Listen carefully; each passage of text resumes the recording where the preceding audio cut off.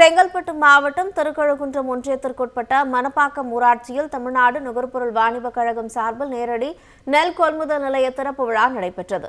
தமிழ்நாடு குறு சிறு மற்றும் நடுத்தர தொழில் நிறுவனங்கள் துறையில் அமைச்சர் தாமு அன்பரசன் மற்றும் செங்கல்பட்டு மாவட்ட ஆட்சியர் அருண்ராஜ் ஆகியோர் நிகழ்ச்சியில் கலந்து கொண்டு அரசு நேரடி நெல் கொள்முதல் நிலையத்தை திறந்து வைத்தனர். பின்னர் செய்தியாளர்களுக்கு பேட்டியளித்த அமைச்சர் தாமு அன்பரசன், திராவிட மாடல் அரசு பொறுப்பேற்றது முதல் தற்போது வரை 4 ஆண்டுகளில் 74,941 விவசாயிகளிடமிருந்து 4,94,441 மெட்ரிக் டன் நெல் கொள்முதல் செய்யப்பட்டுள்ளதாக தெரிவித்தார். இதன் மதிப்பு 1081 கோடியே 31 லட்சம் ரூபாய் என்றும் இந்த பணம் விவசாயிகளின் வங்கி கணக்கில் செலுத்தப்பட்டுள்ளதாகவும் அமைச்சர் கூறினார்.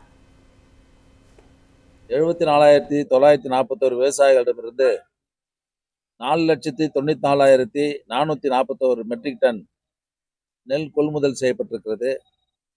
இதனுடைய மதிப்பு மட்டும் எவ்வளோன்னு சொன்னால் 1081 கோடியே 31 லட்சம். அந்த பணத்தை விவசாயிகளுடைய கணக்கில் செலுத்தப்பட்டிருக்கிறது என்பதை நான் தெரிவித்துக் கொள்கிறேன். அது இல்லாத இப்போ நம்ம அரசு வந்ததுக்கப்புறம் சன்னரக நெல்லுக்கு ஒரு குவிண்டாலுக்கு ஆதார விலையாக 2,450 ரூபாய் என விலை நிர்ணயம் செய்யப்பட்டிருக்கிறது.